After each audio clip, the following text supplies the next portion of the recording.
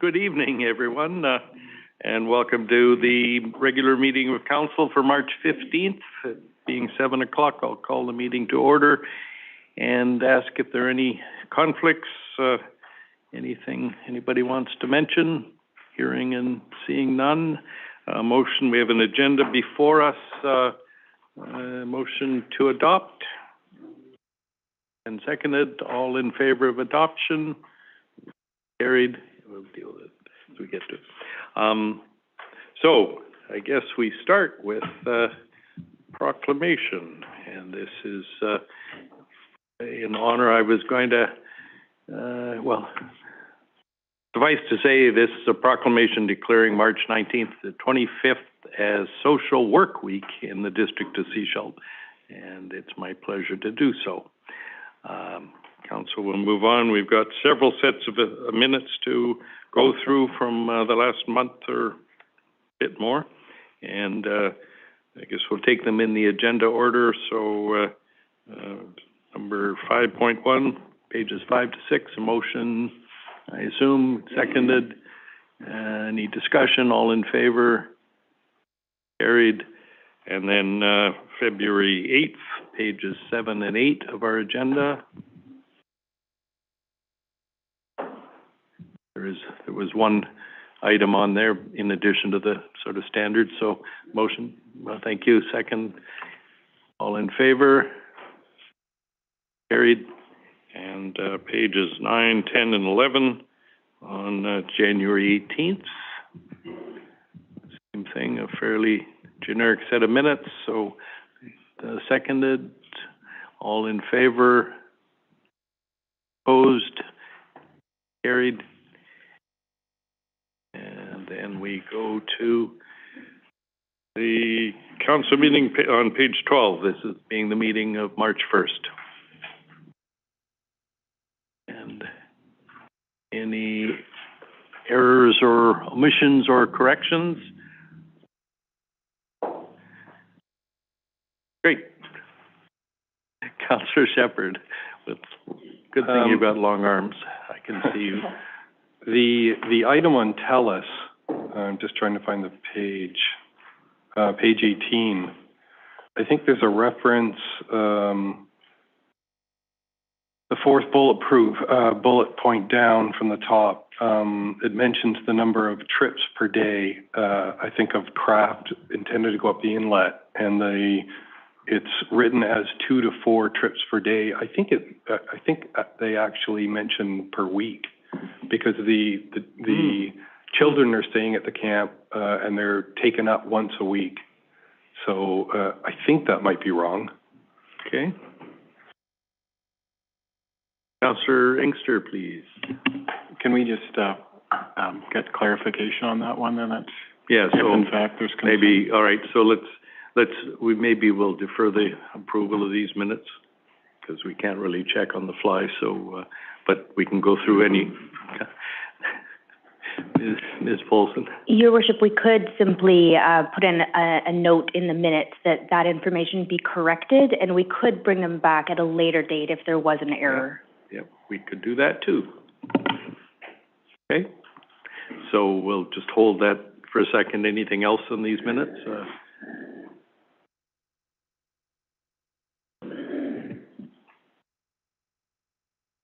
Okay, if not, I'll entertain a motion with that proviso. So a motion to adopt with subject to clarification of the 1 point.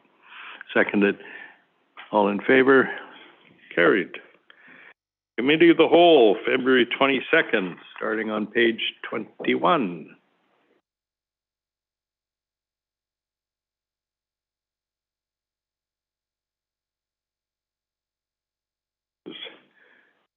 Long set, but I have nothing. Anybody? Hey, a motion to adopt. Thank you, Councillor Bell. Second. Any discussion? No, I said that already. All in favor? Carried. Good news of catching up like this, we won't have a lot of these in the future.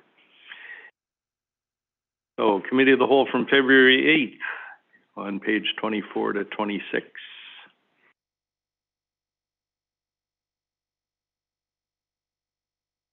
Okay, motion, thank you, Councillor Bell, Councillor Toth. Okay, everybody, I don't want to move too fast if anybody wants a minute. No, okay, all in favor of adoption as presented, carried. And the APC, I think we should really spend a lot of time analyzing these since we weren't there, most of us. Motion to adopt, please. Oh, yes, a motion to adopt, and then I'll second it. Now, are there any discussion about this? I mean, we could probably do it during matters arising, but, okay, we'll hold that. Okay, all in favor of adoption of the APC minutes? Receipt. Okay, any discussion, any matters arising from the minutes? No? Okay, great. Right along. So we go to page 35, and we have Mr. Nios with us to talk about the... Your Worship, Oops, yes, ma'am. if I may. What have I done wrong now? There was a request from, to have this report removed from the agenda. Right. However, you're welcome to hear from Mr. Nias on the matter. Is there anything that, I mean, if it's being pulled, is it coming back to us later, do you think? Thank you, Your Worship. The owner had been out of the country for quite some time and had recently come back and discovered all of our correspondence and requests. And he actually came to visit me and expressed his interest in obtaining the required building permits. So, by your leave, if we may withdraw this item. Right. Okay, is that all right, folks? Okay. We'll just take it as removed, and I don't think we need a motion to. You can carry on without any council direction at this point. That is correct, Your Worship. Okay. Councillor Inkster, you're looking quizzical. Microphone. Just to clarify which item that is we're referring to here? 9.1. Okay. By the way, for those council, there's a bit of a indication of some changes that will be coming forward during the meeting, of which this is one. You should have that on your table. But when it's being withdrawn, isn't it? Yes. 9.1? So in future, those changes come forward then, or? No, I think we're hearing that because the owner has been away, he hasn't responded to the various notices that were part of this report, and presumably he will respond, and if he doesn't, I'm sure Mr. Nios will be before us in the future. Okay, because there was a number of issues involved other than that building issue that was laid out there. So, yes. Yeah, so that will be coming back, I'm assuming? If those issues, if they're not resolved? If they need, yes. Oh, okay. Yeah. Okay, thanks. Great, thank you. Okay. Hey, parcel tax roll review, and we have Ms. Smith joining us from a luxury vacation. Oh no, perhaps she's at home. Ms. Smith, you anything you want to add to the report you provided us? I can give a high-level overview if you want, or if you've read it already, I don't need to. It's up to you. Well, I know all of council always reads everything, so I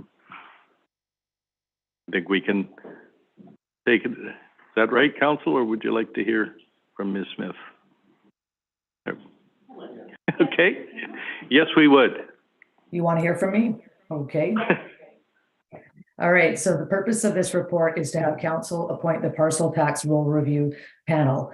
The panel is scheduled to be held on Thursday, April 13th at 11 a.m. via Zoom. The deadline to receive requests for corrections is Tuesday, April 11th at 11 a.m. The parcel tax roll review meets for the purpose of considering any complaints respecting the parcel tax roll and also to authenticate the roll. Council is to establish the time and place for the sitting of the panel, and advance notice of the time and place will be published this Friday, March 17th in the Coast Reporter. The parcel tax roll will be made available to the public at the Municipal Hall for inspection for 2 weeks. And the current parcel tax charged by the District of Sechelt is sewer, water, and recreation. I've also attached the charter to this report for your reference, and I'd be happy to answer any questions. Thank you. Council, any questions of Ms. Smith? Okay, we have two recommendations before us, and perhaps somebody would like to make a motion and somebody else would like to second it. I'll second it. How about that? Let me read it out Would you? so we can hear their names for everybody to know how they've stepped up to this position. I will move recommendation 1 that councillors Adam Shepherd, Donna Bell, and Darren Inkster be appointed to the parcel tax review panel, and councillor Shepherd acting as chair for the purpose of reviewing and authenticating the District of Sechelt recreation, water and sewer parcel tax rolls. And recommendation 2, that the sitting of the parcel tax roll review panel be held electronically via Zoom on April 13th, 2023 at 11 a.m. Very good. Thank you. Is that a question? No. Oh, okay, great. Any other discussion? All in favor? You can, yes, in this case you can. Thank you. I echo Councillor Rowe's comments. Thanks for stepping up. It's a heavy burden. All right, Council, we go to item 9.3, starting on page 48.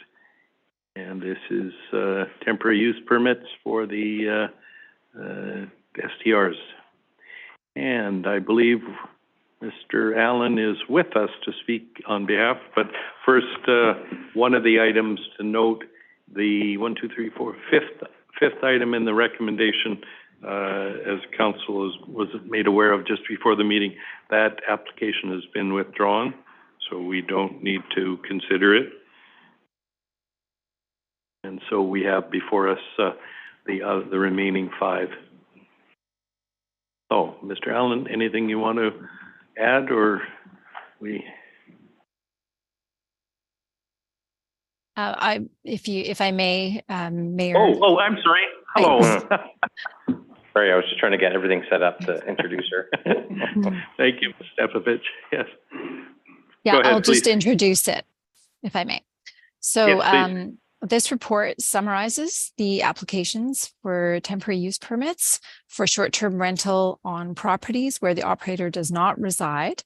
That's type 3 under the STR Business Regulatory Framework approved previously by Council. Staff used the decision-making matrix, also previously endorsed by Council. Tonight, we have 5 applications, as you just mentioned, for Council to decide on. As a reminder, TUPs or temporary use permits can be issued for a period of up to 3 years with a potential for a one-time renewal of up to another 3 years. Attached to the report is an example of the TUP with conditions. That's the introduction. Great. Okay, thank you.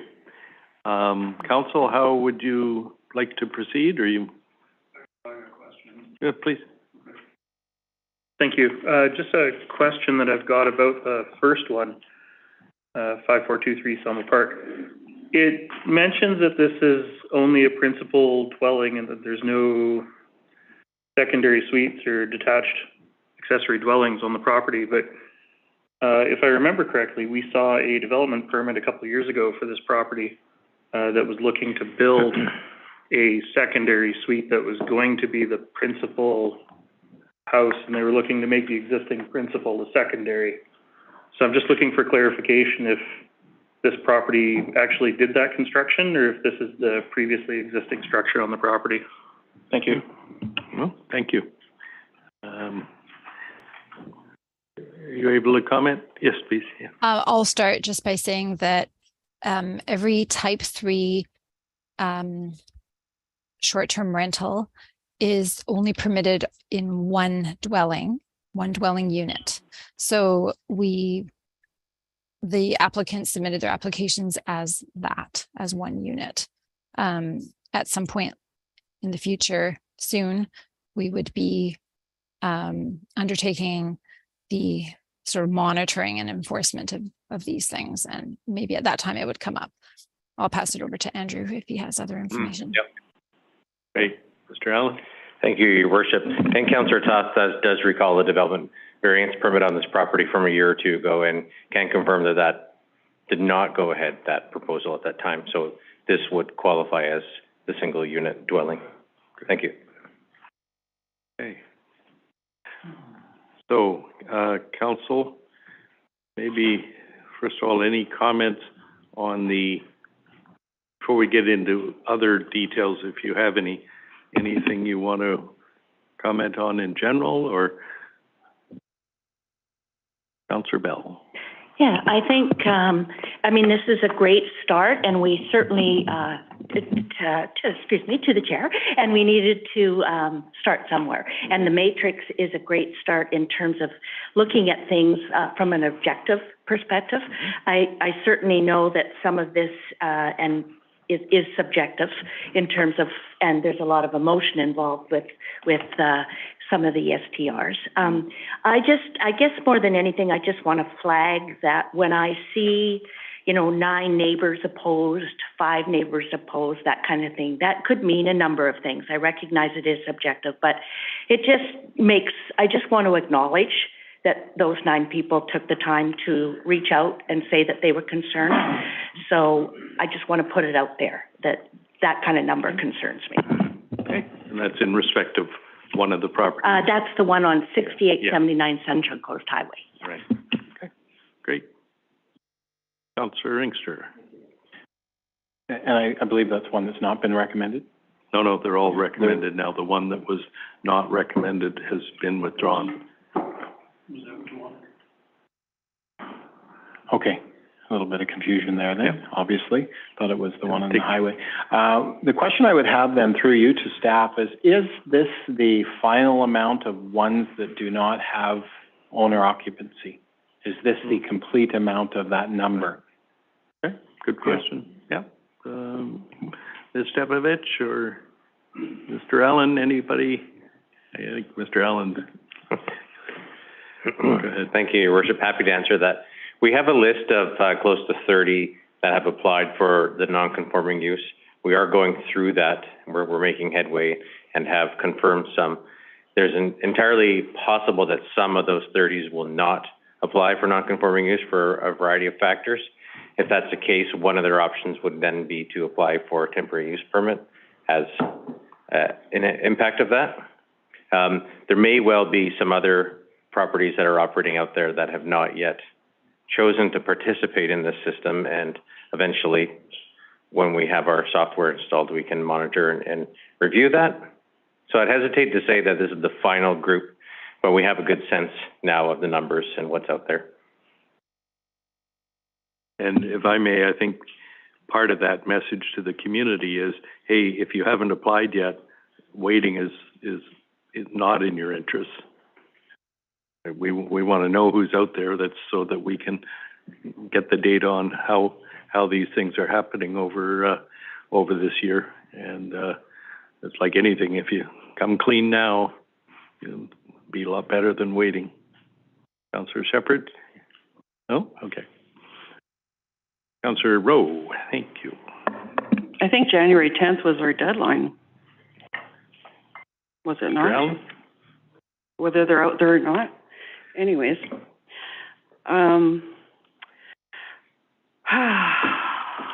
this is a topic, boy. Through you to staff, within the TUP framework, I understand it's for 3 years. If there are misbehaviors amongst the groups that have a TUP, do we just manage that through enforcement and fines, or can they be at risk of losing the TUP before the 3 years is up? Yes, great question. Thank you. And through Your Worship, we would start with fines, warnings, fines, and standard enforcement procedure. If we felt the need to revoke the TUP, we could investigate that. Potentially involves coming to council for endorsement. We can take away business license. I have confirmed with our solicitor that the fact of nonconformity through land use does not guarantee you a business license if you remain a poor operator and not operating per the new business license bylaw criteria. So it is one of our tools that we have and will consider using when or if necessary. Great. Councillor Shepherd. Just a general comment to council. You know, when I'm looking through these licenses, I'm trying to figure out concentration of not only type 3 licenses, but what we haven't seen yet, which is a map of type 3 layered onto type 1 and type 2, because there's no limit on type 1 and type 2. So, and it's actually hard to tell. I've got great information from planning on the type 3 applications, but to me, that leads to the idea of community fit, which was at the top of everyone's concern throughout the development of the initial bylaw. So I guess I'll leave that as a comment. Thanks. Yeah. I think that's a good time for me because Councillor Shepherd and I attended the East Porpoise Bay Community Association event or annual meeting last night, and they were there was one gentleman who many of us know was very eloquent, speaking about his frustration about short-term rentals and the fact that he has 3 of them in the same block. But what was fascinating was he started with, I think it's fair to say, he started with the one that was the problem. He acknowledged the one across the street that was, the owner had reached out. He didn't live here, but he reached out and they got to know each other. And I think the third one, he said, well, I haven't really heard anything from them. And so he said, it's all about the data. That was his word. And I thought that was really, well, intelligent. He's obviously suffered through one bad one. He's got a good relationship with a non-resident owner. And the third one is like, well, so to define neighborhood fit, I think, not to name Peter, but you know, even he was struggling with how do we define neighborhood fit? And he ended with saying, well, we need data so that we can figure out what that really is like at the end of the year. Is that a fair? Yeah, no, that's a great summary of the conversation and the point that was raised. I just further point out, none of those short-term rentals that he was commenting on are on the map. So I think there are a lot of short-term rentals here who, for one reason or another, haven't chosen yet to be included in the program, and we're going to find more concentration than we think over time. Mm-hmm. They're not on this list. Not on this list. Yes. I guess we don't know if they've applied on any other list to the legal non-conforming. Yeah. But if they haven't, okay. So, other comments? Councillor Inkster. So when you reference the data that comes back to us, that's the data that will be coming back to us in November? Yes, I mean, we've asked staff, I'm sure it'll come more often, particularly like anything if there's problems. You know, I'm sure we'll hear about it on Saturday morning if there's a parking problems. But in summary, we'll get it by I believe the resolution was by November. And we'll be able to accumulate some data. And I think that's a big part of it too. I agree with Peter. I don't quite know how you define neighborhood fit, and maybe it's different between one part of the community and another. You know, so I think it's on that. Please. Yeah, thanks for confirming that it's the report's coming to us in November. I think some members of the community who are uncomfortable with some of them, looking forward to see what happens. I don't know the individual because you just referenced a first name. Lots of Peters in Sechelt. So, but I'm not only sure. One Darren. Pardon? No, there's more than one Darren. Yeah, there's only one Darren. But I was wondering, though, in reference to what the individual said, because you've referenced him, so I will ask an additional question. Did this individual say that this one that was a problem should be not allowed to continue, not be given a license? I mean, it just sounds like, I'm not sure what the individual said. I think he was acknowledging more that the complication of just agreeing on one standard set of definitions of neighborhood fit. So he was frustrated with the one, but he's mindful that, and jump in here if I miss something, but he was mindful that there's going to be more enforcement, more monitoring, more awareness of what's going on. And yeah, I think that's sort of where he left it. So, yeah. Okay, please, microphone. Often that he did believe in licensing, and East Porpoise Bay as a community association didn't want any type 3 licenses at all. But he's the first to acknowledge that's a blanket sort of response. There are obviously great owners and there are poor owners. So that's why I do appreciate that we're looking at these one by one to try and make a determination. Thanks. Councillor Bell? I think the other thing that certainly this points out in terms of not having data is the number that don't have business licenses. And so we'll be able to track that a lot better. The other thing that I just wanted to add is sort of in terms of, you know, again, there are people that are concerned. There are people in neighborhoods around this. We talked a little bit about process in terms of what the process might be for people if they do have a problem neighbor. Is there going to be something set up where they phone? What will the process? We probably haven't taken that any further, but we did talk about, I think, that in the initial stages. Just wondered where we might be at with that. In terms of enforcement? Yeah, and if, I think we mentioned something, I don't know whether we mentioned a hotline, I don't know whether that's even possible, or I might have read that somewhere else. But somewhere where people can call in and just say, you know, this isn't working, this short-term rental. And I think that we need people to hear that, our communities, right. What the process might be. Right. Okay, great. At present, most of it is initial intake would be through email. We have bylaw enforcement at Sechelt.ca. We have planning at Sechelt.ca, and planning is where many of the emails are received, and a number of us do receive emails at that address, and it just simplifies it. If, for example, if I'm away next week, other people continue to receive those.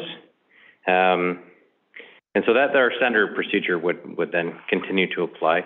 We are looking at extending our contract with Granicus, the software company that would allow us, you know, for the scanning and utilizing, they have a system that would enable an efficient delivery of notices and so forth. Great, yeah. So we're looking at improving our procedure, but don't necessarily have a dedicated phone line outside of office hours at this time.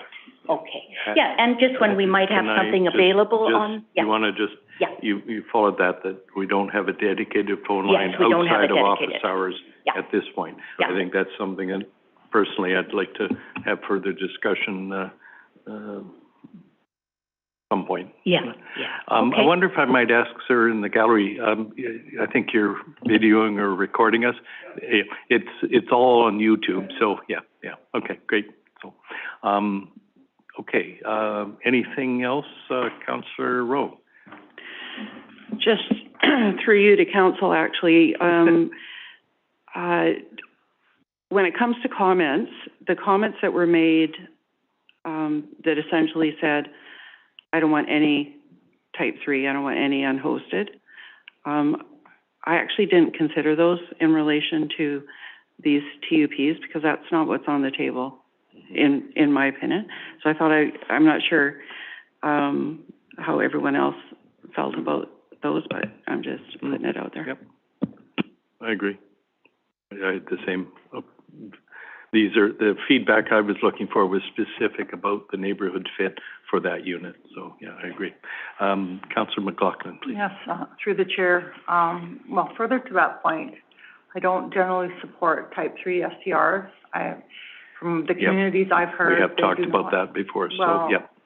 Can you pull your microphone down too, please, just so it's... I know we've talked about it before, but it's coming to issue here. If you approve them, then you are supporting type 3 STR. So if I vote against it, it's because I don't. And also, many of them didn't have business licenses previously, and yet they are coming forward now wanting business licenses. I don't find that very endearing. And also, I believe that many of them are doing it primarily because type 3 STRs make them more money than people who have a long-term housing lease. And so really we need the housing for people to live in more than anything. Okay. And so that is my priority. Thank you. Okay, thank you. Councillor Toth. Thank you. Councillor McLaughlin mentioned the business licenses in previous years, and it really bothers me, the number of them that don't. I know that it's complicated, but in terms of running a business in Seychelles, the program in previous years was $125 and a form. Like, it was pretty low barrier to entry, and I appreciate them coming forward now and, you know, owning that they didn't have it. Yep. I guess we'll leave it there.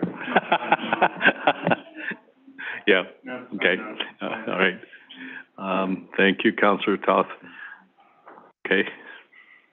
All right, Council, so we have before us a recommendation, and I believe the wording, if I, just in reading it again, I think that Council authorized the issuance of temporary use permits.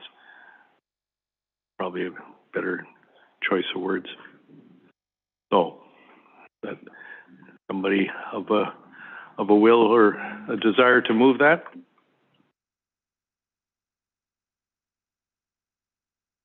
Oh, interesting. I'll go ahead. Yep, you're on again. We'll see if the microphone holds this time. I'm actually interested in us doing them one by one, just in case other discussion needs to be had. So, okay. I am willing to move that Council authorize the issuance of a temporary use permit for 5423 Selma Park Road for a 3-year term.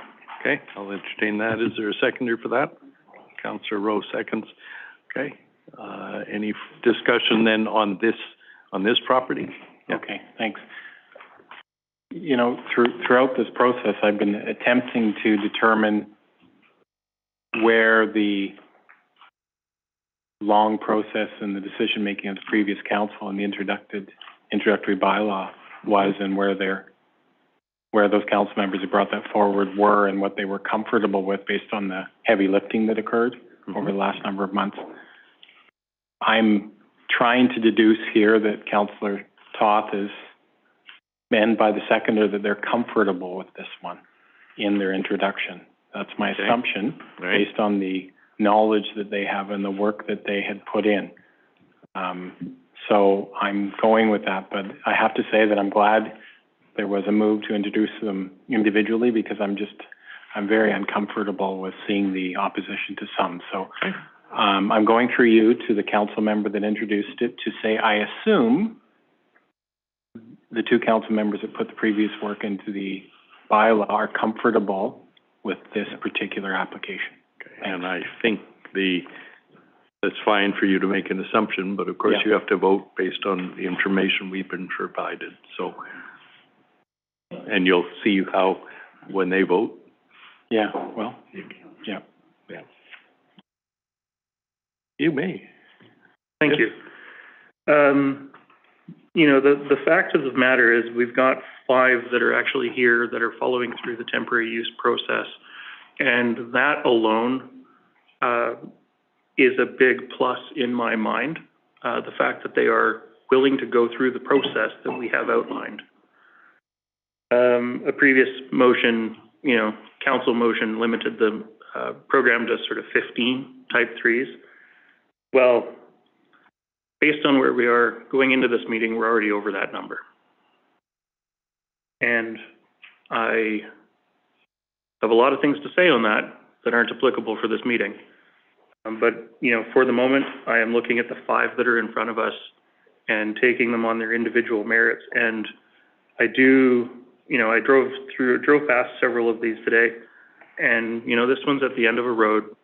There's not a lot of neighbors. I think it's one of the most, least intrusive ones that we could possibly have, which is why I'm willing to support it at this time.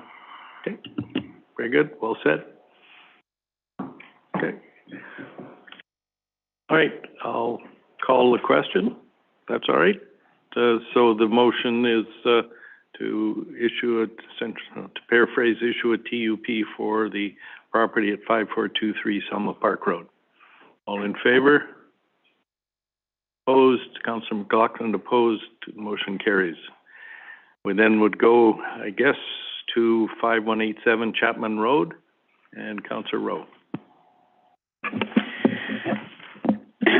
Yes, we saw this one on our field trip today, and I think this had the best, most thorough application that some of the others. Never mind. I got to keep my. No, I'm not going to get opinionated. This is a very tough topic because Councillor Toth is right. We did come to the number of 15 at last council. That was not a firm number. However, we acknowledged that we would see how the process unfolded, but that was our goal. And I think it's fair to say Councillor Toth and I were at the low end of that. But we're in a different situation now, and I don't think that these applicants should necessarily be penalized simply because we find ourselves in a different situation. They have gone through the process, and it irritates me to all get out that they couldn't fathom paying $125 for a business license. I think that's just incredibly arrogant. That being said, now that I've got that off my chest, I will move that we issue 5187 Chapman Road a temporary use permit for 3 years. Great, thank you. Is there a seconder for that? Councillor Toth seconds. Discussion on this property? Okay, thanks. Nope, apparently not. Thank you. Yeah, just to keep it quick, this is another one that's at sort of the end of the road, literally at the end of the road, since Chapman Road was closed from highway access, many years ago. There are concerns from the neighbors driving down there. The road is not in ideal shape for a lot of traffic, but I guess we will see if that, is a detriment to this short-term rental, and people can't find it, then they won't be renting it, I guess. Okay, thank you. Any other comments? Ready for the question? All in favor of issuing a TUP to the address 5187 for 3 years? 1, 2, 3, 4. Sorry, Councillor. Yes? I didn't see your vote. Thank you. Opposed? Councillor Shepherd and McLaughlin opposed. The motion carries. Then I guess we'll go to 6879 Sunshine Coast Highway.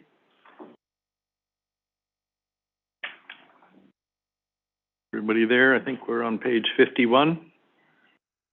You're looking at the summaries from staff.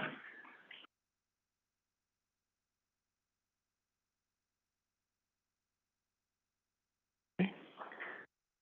Comments, concerns, motions?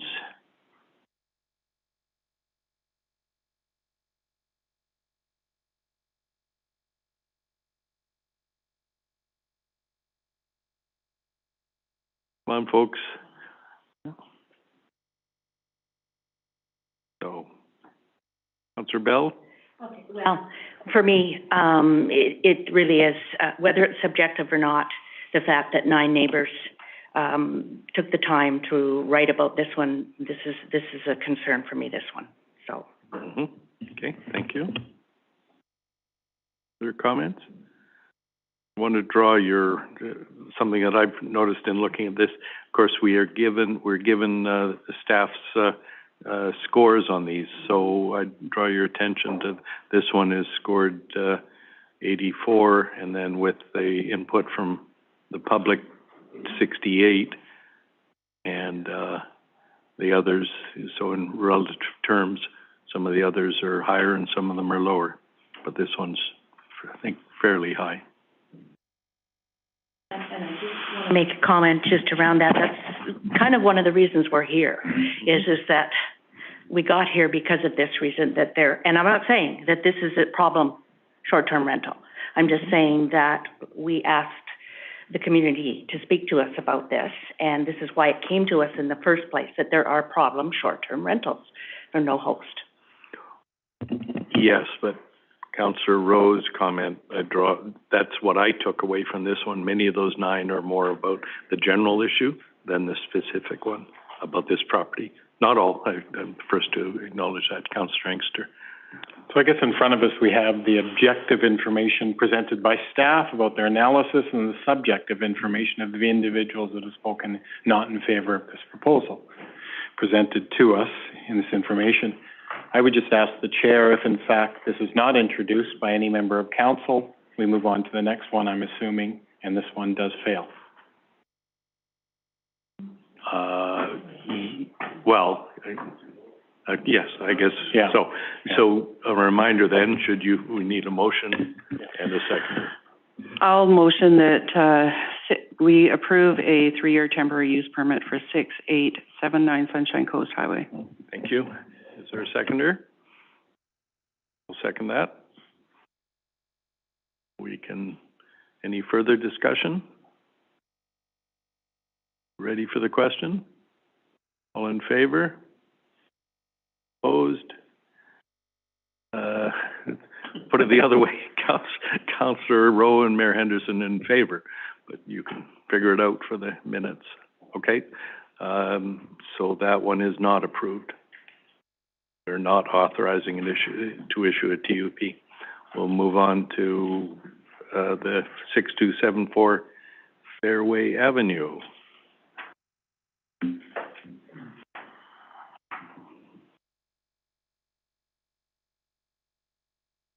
It's your pleasure, Council.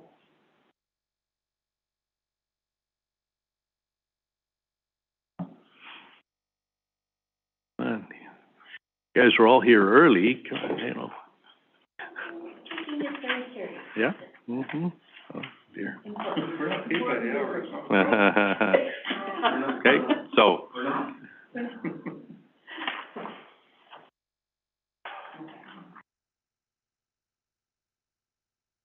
Yes, Councillor Toth, thank you. Thank you. I appreciate that there was a neighbor that wrote in to support this one. I've actually been in this home when it was under previous ownership. So I have a little bit of experience with the particular property. I don't think it's going to be an issue as a short-term rental. But if it is, you know, we have the process. So I'm willing to move that council authorize a temporary use permit for 6274 Fairway Avenue for 3-year term. Thank you, Councillor Toth. Is there a seconder? I'll second that. Okay, discussion, please.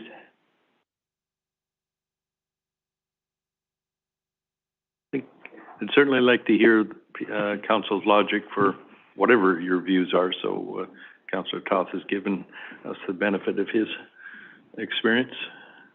Councillor Rowe? My significant concern with this one is just how much we've heard, in particular on the party house issue down in this neck of the woods, and that this house can house 15 people. Mm-hmm. That's my concern. I'm on the fence with this, to be honest. But I also concur with Councillor Toth as to its location, separation from close neighbors. Okay, thanks.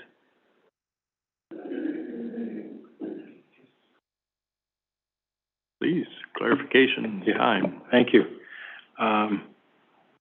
So we read that it did exist last year without a license. And there were 4 comments received. I can't tell by the information presented how negative the comments were. Concerned. They are later in the agenda. Yeah. Lots of information here. Yeah. And I was hearing from Councillor Rowe that there was the party house issue, but I'm not sure what that means. Was this one that was a party house and things like that? So, yeah. Okay. And I understand the numbers. Okay, Mr. Allen wants to enlighten us. Yeah.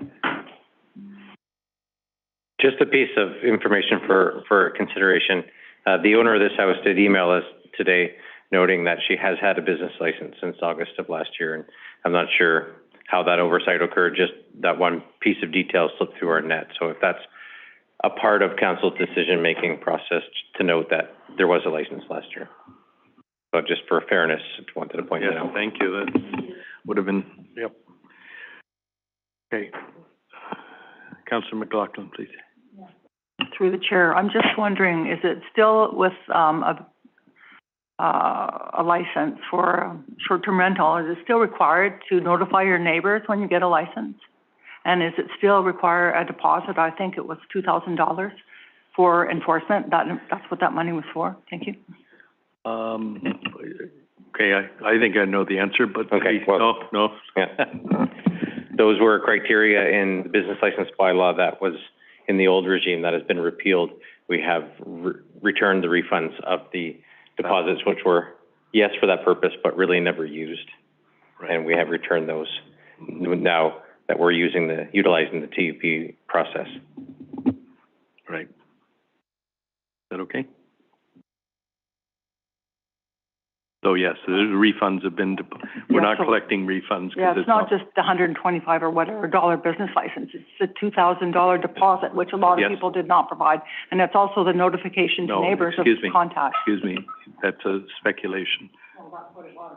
No, it was $1,000, and we don't know how many didn't pay it. So, okay. Yes? No? Okay. Okay, council, we have this one before us. I'll call the question on 6274 Fairway Avenue. All in favor? Hands up, please. 1, 2, 3, 4. Opposed? Councilors Rowe, McLaughlin, and Shepherd opposed. Motion carries. The next one on page 52, if you're following that sequence, has been withdrawn. That's at 7648 Seashell Inlet Road and Sunshine Coast Highway. Now, can I, just given what we learned about the last one, was staff able, Mr. Allen, to verify that this property did not have a business license in the past? Sorry, I don't. For 2023-25? Yes. I do not have any specific information. No new information. Right, no new information. All right. Okay, council, you've seen the summaries. Councilor Rowe. I will move that we issue a temporary use permit to 5283 Sunshine Coast Highway. Thank you. Is there a seconder? Ben, I'll second to keep the conversation going. Have you been in this house, Councillor Tough? No.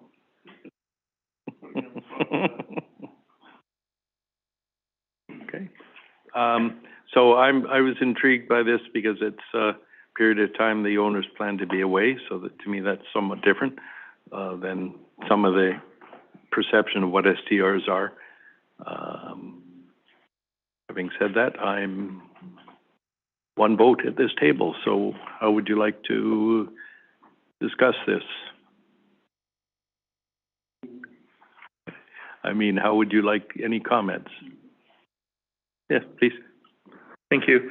Looking at page 161, I appreciate that the resident who's written in about a couple of properties, says that they haven't had issues with this property. And, I think that's important to hear, when we're making these decisions, so. Right.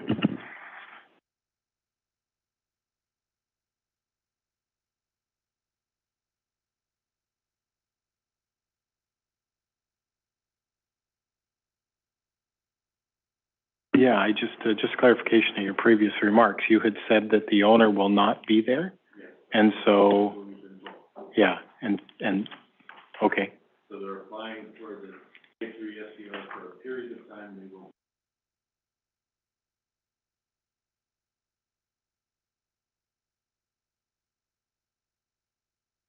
Somebody else will be dealing with the SDR then, obviously. Yeah. Yeah, yeah. Okay. Did we get a motion? Any further discussion on this? All in favor? Sorry, sir. Thank you. Opposed? Councilor Sullivan, McLaughlin opposed. Motion carries. Okay, thank you, everybody. And then we can move on. Brings everybody to page 170, item 9.4.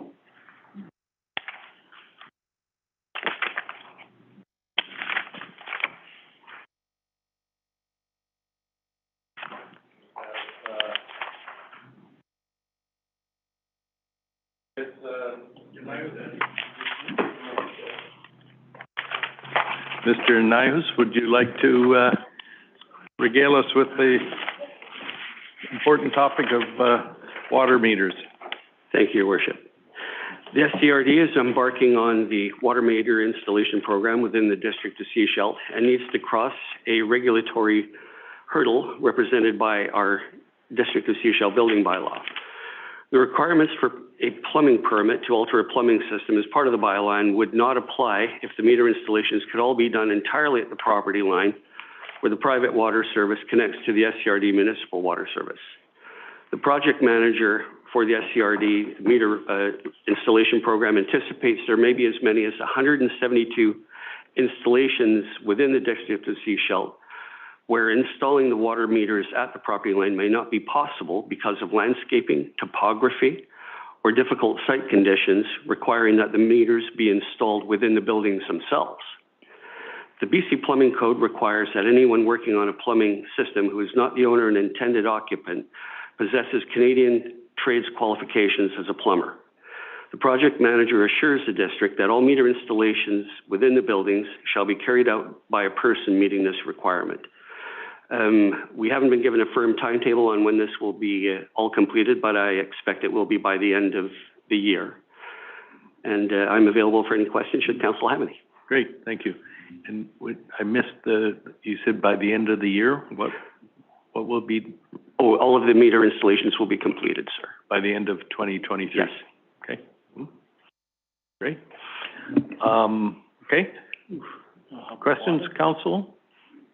Any concerns? So you're clear this is 172 units where the meter may be out of the ordinary. Okay, because Councillor Bell, is that a motion? Make the motion. Thank that you. we endorse the recommendations as presented. Great. Thank you. Thank you. And the seconder, any discussion? Yeah, please. Thank you. So in the event that a meter is installed in a building or in a dwelling, it's great that this option exists because I know there's a lot of challenging terrain around our community. So I know of other communities that have done this. It's good to know the regional district is looking at it as well. In the event that the house or the building is demolished in the future, do staff know if it would be a requirement that the meter be relocated to the street as part of that upgrade, or, you know, I'd love to say it's a long time down the road, but some of these places might just be a year or two down the road. Yeah, that's, okay. Through the mayor to Councillor Toth, I believe at that point, they would probably be engaging in an overall water main size upgrade. After all, some of the houses that you'd be talking about maybe have 1 or 2 bathrooms in them, whereas they'll be replaced by a house that may have upwards to 5, in which case the water service that exists, being 3/4 inch and rather old, would probably need to be upgraded all the way out, and that would be an opportunity to relocate the meter in a meter box at the property line. Right. Like you were ready for that question. That's very good. Yeah, great. Okay, council, any other Okay, I'll call the question. All in favor of the recommendations as presented, motion carries. Thank you. Thank you, Mr. Nagus. So, on, the council will have received a note on our tables. There's a suggested change for the next item, 9.5. And this, maybe we'll come to that. It's a subtle nuance. But if we go to page 172 to start, look who's back. Ms. Stepovich, what would you explain or offer to us, please? Thank you, Your Worship. I will provide an introduction to the file. This is an application seeking to vary zoning bylaw 580 setbacks to front property line. Staff is seeking council's decision to authorize or deny a development variance permit. Some background on how the development came to request a variance. The owners of 1536 McCullough Road applied for a development permit that included both the detached accessory dwelling unit with a cottage and the single detached dwelling. They applied, that's a proposed one still. They applied for a building permit for the detached accessory dwelling unit, and both the development permit and the building permit were approved. They then constructed the accessory dwelling unit in a location that did not adhere to the approved location authorized by the development permit or the issued building permit.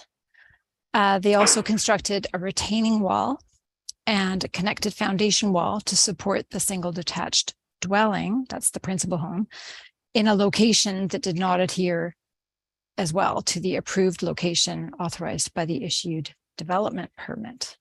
I hope you're following me so far. Once these issues were identified, a stop work order was issued upon a field inspection by the building inspector.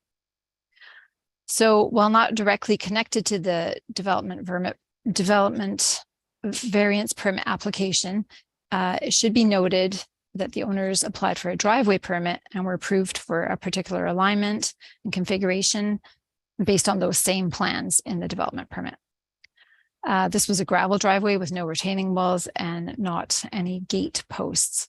It was noted that any trees at that time that were proposed to be removed for the driveway access required separate approval by the district. The applicants then proceeded to construct a concrete driveway in a different configuration than what was approved, with retaining walls to support the driveway and gate posts. They added a second unapproved gravel driveway entrance further down the road and removed a number of protected trees without authorization from the district. So a planning analysis of the variance is in the staff report, as well as a summary of public, neighbor, and agency comments, and as well as a draft of the permit, which we would finalize upon council's decision. So just a bit about development variance permits. They get registered on title, they run with the land. The variance from a strict bylaw requirement may be considered where there's a unique or challenging situation which prevents a reasonable use of the land. A requested variance, the way we assess them is that they must be reasonable, must maintain the intent of the regulation, and should minimize any potential negative impacts on neighbors or the streetscape. So specifically now, the application is to reduce the setbacks of zoning bylaw 580 for as follows: for the guest cottage or the detached accessory dwelling unit. They're requesting, instead of the setback required of 5 meters, they're requesting a 3.19 and 3.38 meter setback, and that's from the two corners of the deck that was constructed into the setback.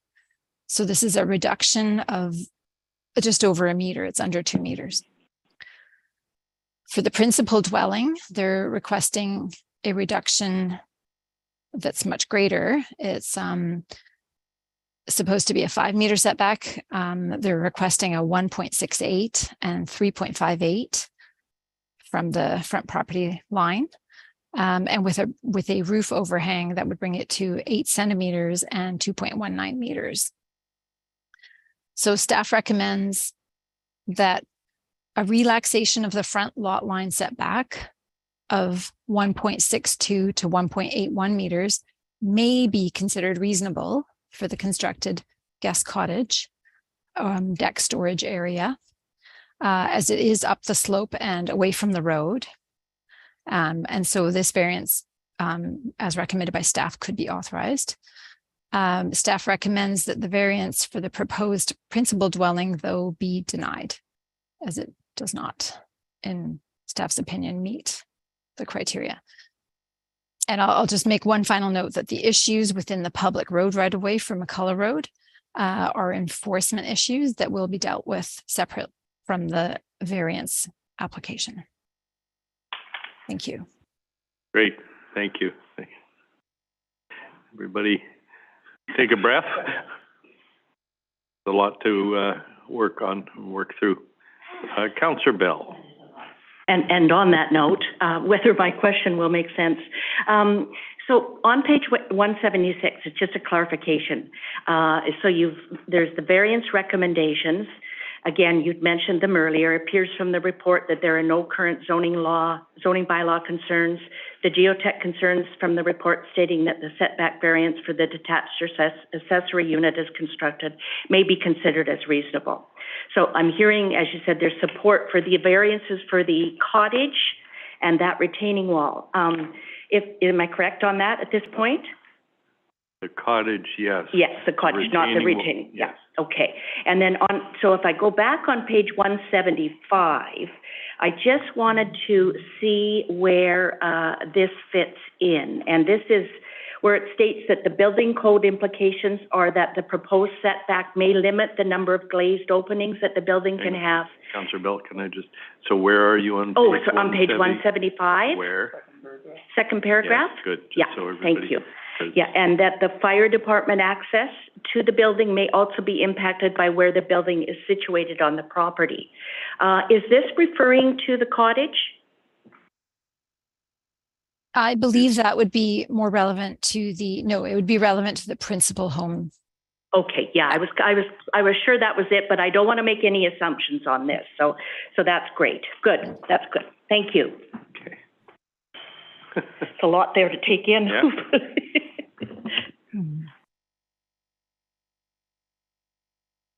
Please, Councillor Rowe. Through you to staff. So to sum it up,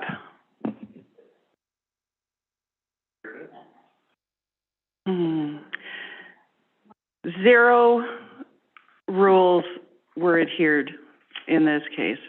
Was there anything that was built as we expected it to be? I'm not hearing that in the report. I mean, I don't mean to be flippant, but that's what I'm hearing. If we denied the permit for the cottage that's already built, that affects that building, are they asked to remediate, or what's the ramifications of us denying a permit when they've already built it? Sorry, a permit?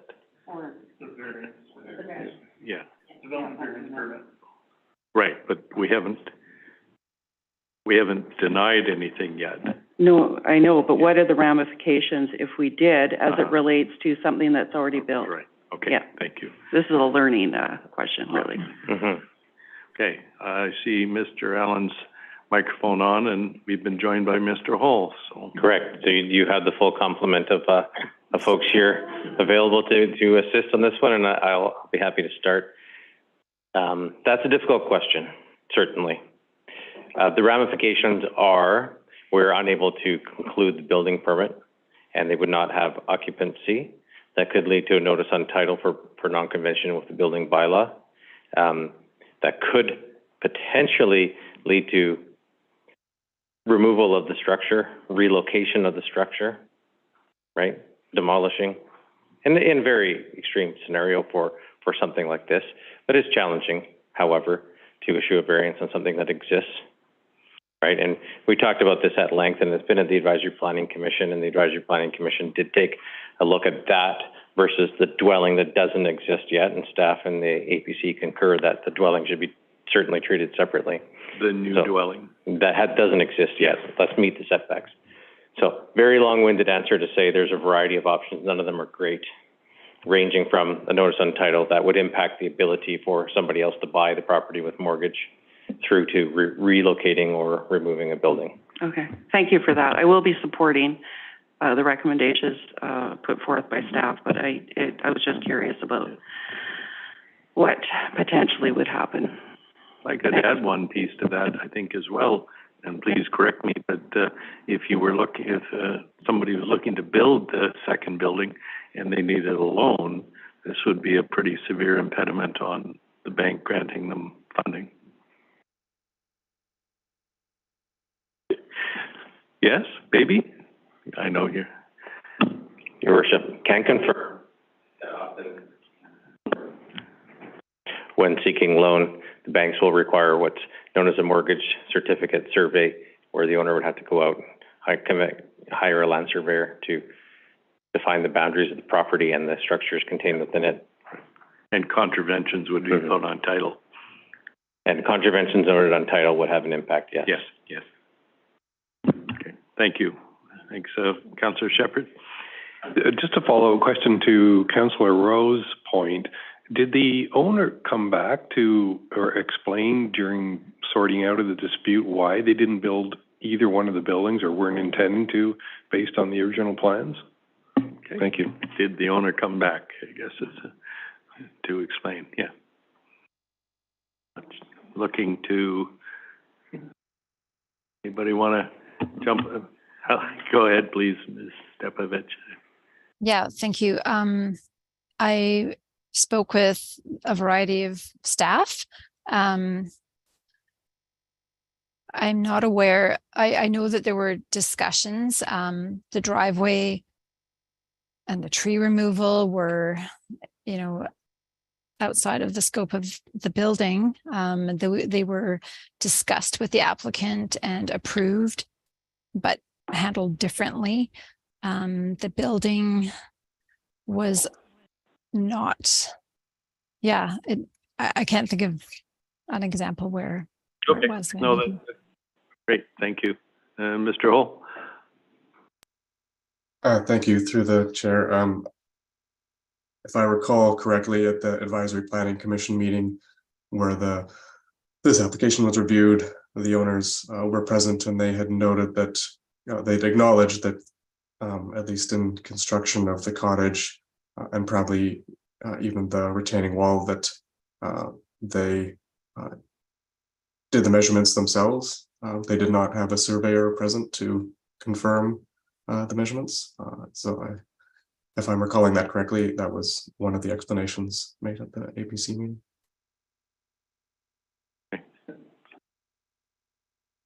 Okay, thanks.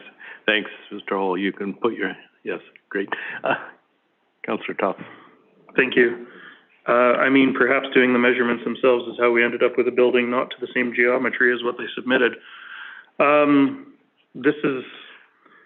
This bothers me a lot. It really does, because we're looking at, they were approved for something, they built something else entirely. They're asking for forgiveness on one and a promise to change their ways for the other one, when we don't know that that's going to get built the way we approve either.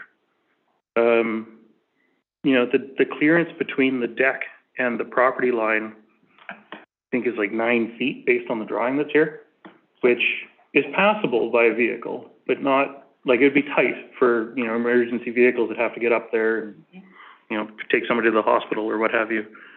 I just wanted some clarification. I heard, you know, staff mention that they don't have occupancy yet, and I just wanted to confirm that because figure 5 on page 181 shows curtains and wind chimes, which I don't think go in before occupancy, but I could be wrong.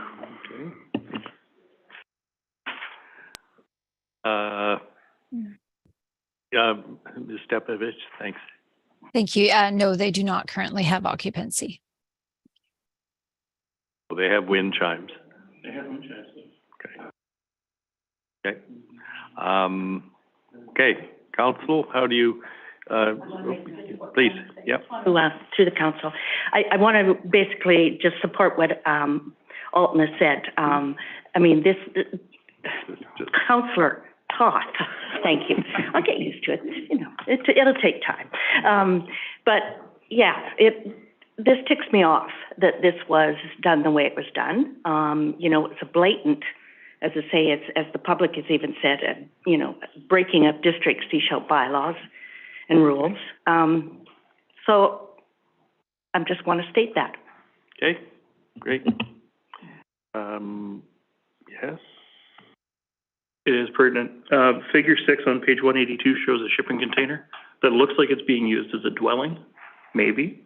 I'm just wondering if that is indeed the case and if part of this process is going to see the removal of that shipping container, given that our zoning bylaw doesn't allow them to be used in residential zones.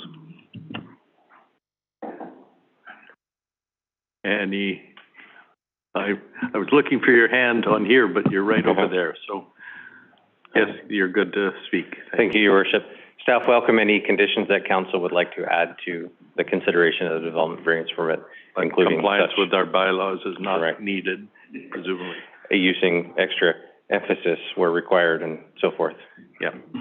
Okay. Thank you. So, council, just staff's recommendation. I heard earlier Councillor Rowe indicate she was generally in favor of the recommendations. We do have in front of us a modification on the back. So that would add a section, I guess it's would it be fair to say it's a section B to part 1? So the item in yellow, Ms. Polson? If I may, Your Worship, the modification to the proposed amendment would add a semicolon and after part A on recommendation 1. So it would be and that section 6 of the development variance permit be deleted and replaced with the following: that all encroachments within the McCullough Road right-of-way be resolved to the satisfaction of the district. And the reason for that was there was some clarity needed around resolved versus removed. Right. So we're adding that to the end of the subparagraph A, just so we're all clear on what I think the resolution will be if somebody wants to make it.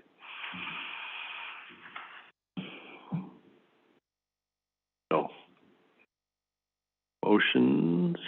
It's motions time. Councillor Toth. I got a lot of problems with this whole file. However, they're not all relevant to the discussion today. And I think the cottage, the accessory dwelling unit is not such a such an egregious discrepancy from the original plans that I can't support. I will move recommendation 1 with the 1A and then the addition as mentioned by the corporate officer. Okay. Is there a seconder for that? Councillor Inkster, thank you. Okay, so we're taking the recommendations separately at this point. So item 1 as written with the portion in yellow on our attachment added to the end of A. Yes, please, Councillor Inkster. No. Well, 1 and the sub A is all part of the motion. Right.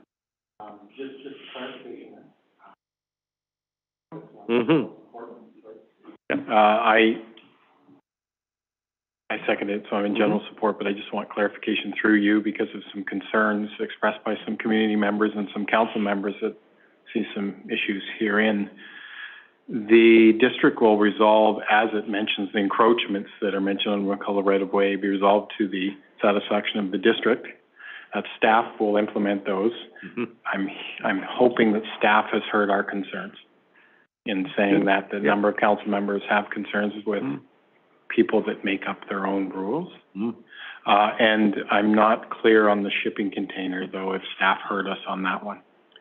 Well, I can guarantee you staff heard us, but part of it was that, as Councillor Toth pointed out, shipping containers are not allowed as a matter of under our bylaws in this property, right? Just to be sure. I do believe one may have one shipping container on a property, but cannot use one as a dwelling unless it's been constructed as a dwelling and the zoning allows that number of dwellings on the property, which would not be the case here. Okay. And I see Mr. Hull is available to add to that. Please, Mr. Hull. Yeah, just to add to that, under 580, there is a provision for where somebody has an active building permit application, that a shipping container can be temporarily located on the property as part of the construction. And then at the close of the building permit file, the shipping container would be removed. Right. Which may or may not be the case here, but there is that provision for the temporary placement of a shipping container in associated building permit. Right. Okay. Okay, Council, anything else on this part of the recommendation? Councillor Toth? As I said, there's a lot of issues with the property, but not all are pertaining to the development variance permit, or to the request here of us today. So I think it'll be interesting to see where this goes as it continues down its path. Okay, anything else? No? Okay, I'll call the question. So this is recommendation 1 with the sub A as amended. All in favor? Opposed? Councillor McLaughlin opposed. The motion carries. Okay, Council, item 2. How do you wish to proceed? I'll move recommendation 2 as stated, as presented. And seconded? No, I've got a second, yeah, thank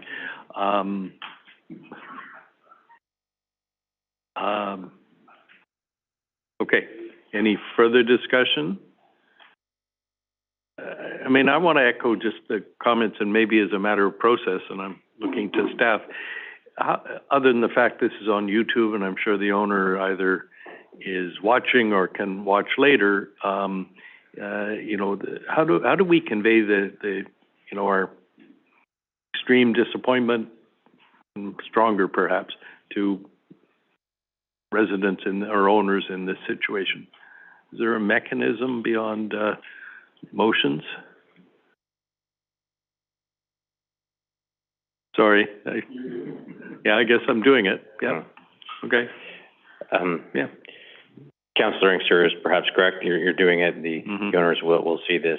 We follow through with council resolution and formal correspondence, right, and advice on next steps from there. Okay. Yeah. Okay. Any further discussion? You ready for the question? All in favor of item 2 as presented to us on page 172? Opposed? Oh, all in favor? Yeah. Okay. Motion carries. Thank you, staff. And we will move on.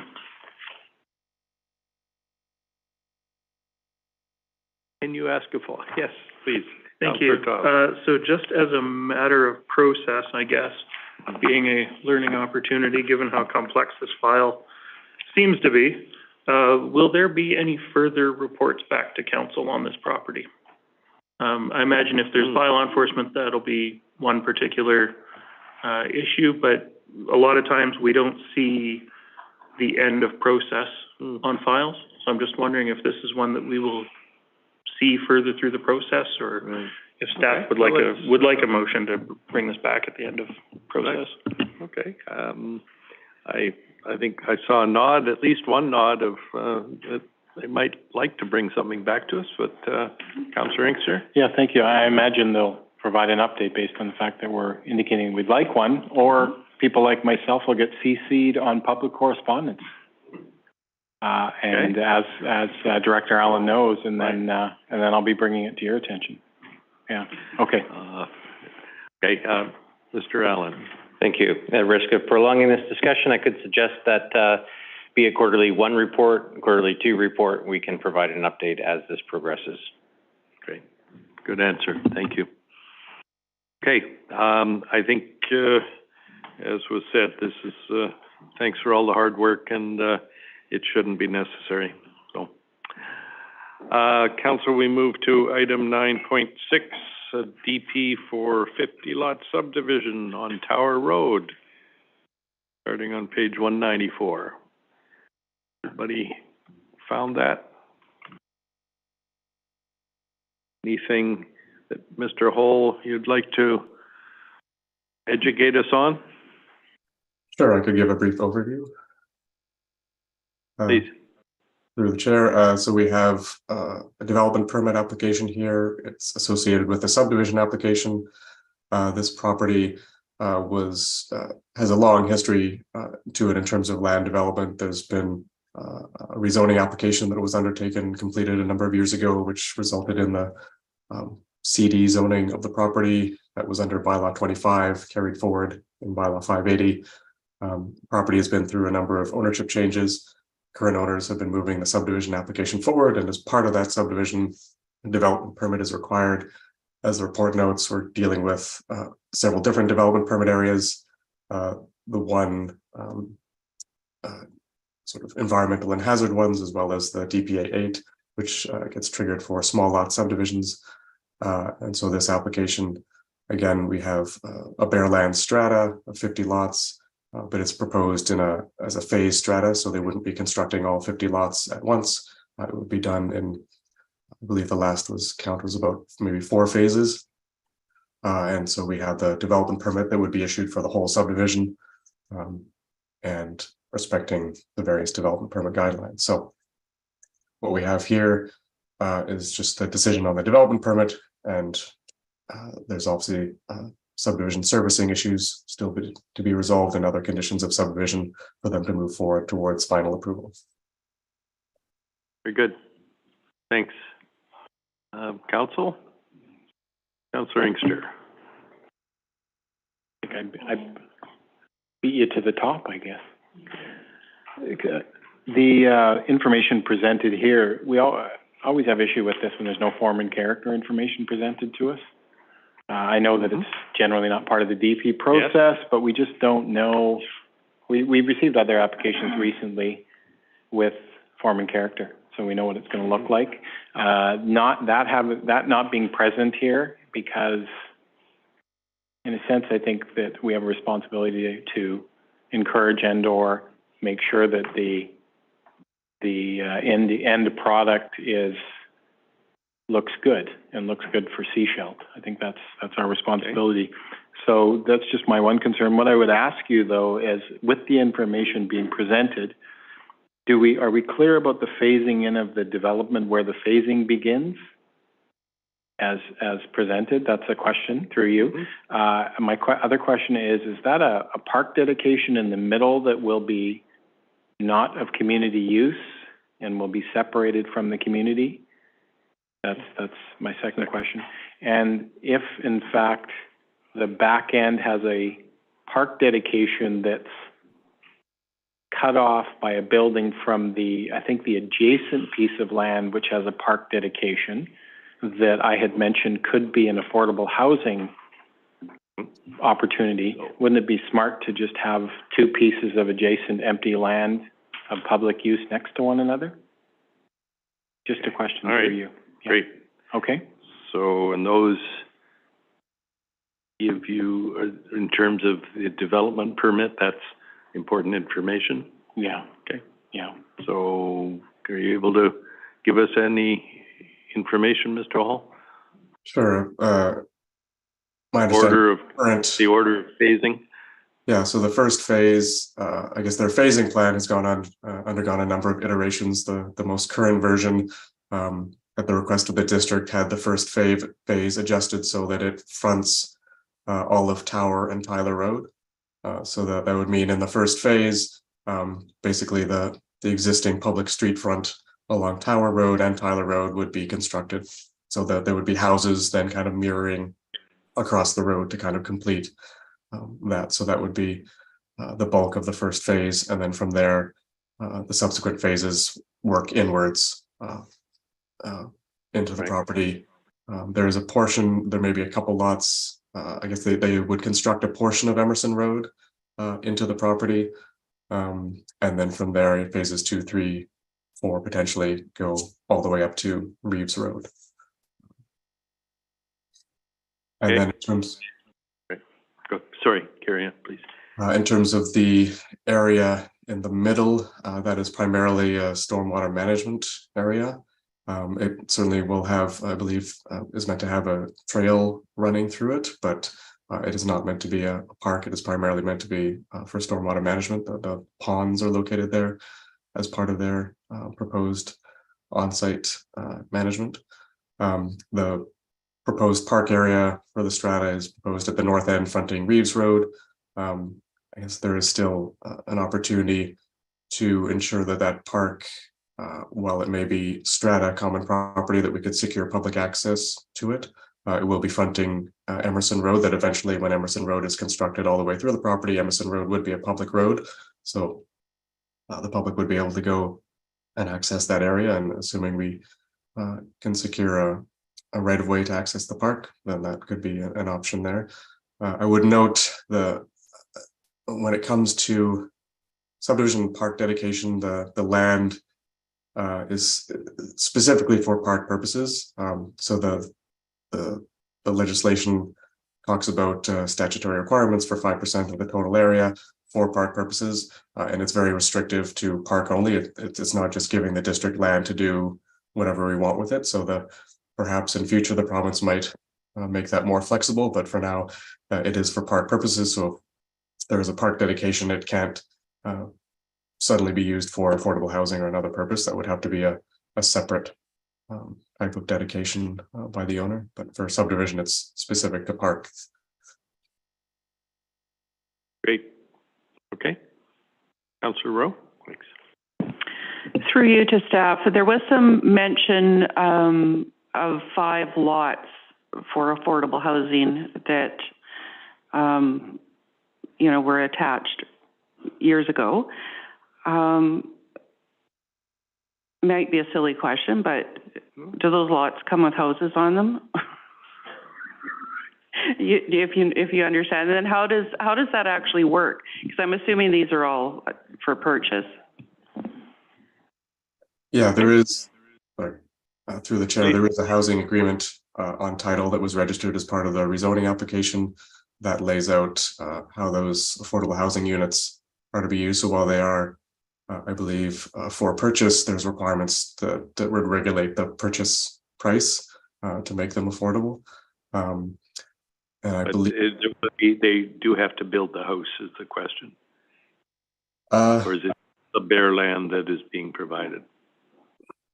I'd have to double check that. I mean, there's a requirement that whenever housing is constructed on those lots, they're subject to the housing agreement. I don't recall offhand if, as part of the subdivision phasing, if they have to build those houses up front, or if it's just whenever. I'd have to double check that. But sooner or later, they must build those houses. Yes. Am I right? Yes. Okay. Is that okay? Yeah. Councillor Shepherd, please. Just to follow up to Councillor Rowe's question, sorry, to staff through you. And when are they building those? If given it's a phase project, is one unit for affordable housing given in the first phase, or how is that done? Thank you. I think I just heard Mr. Hall is not sure at the moment, but I think if I can clarify, if I recall correctly, I think 3 of the 5 units are actually in the first phase. And then the remaining 2 are in the second phase, I believe. Great, thank you. Okay, Councillor Bell. Yes, through the chair to staff. I'm just wondering, is it a combination of rentals as well? Thought I saw that somewhere. Mr. Hall? Is that the plan? No, not for this application. It is 50 lots, Fairland Strata, all for sale. Okay. And, I mean, there's a couple of things here that certainly a few positives that check the box for me in terms of their priority to the scale of housing. Smaller units, studio to 2 bedrooms. So that's, and it'll be very interesting to hear what they mean by significant stormwater management features. I just want to flag that. We want to keep that top of mind. Okay. Thank you. Great, thank you. Don't think I got a motion, did I? Anybody like to give me a motion? Give me a motion? Motion is that council approved EP 202105. Okay. Okay, is there a seconder? Seconded.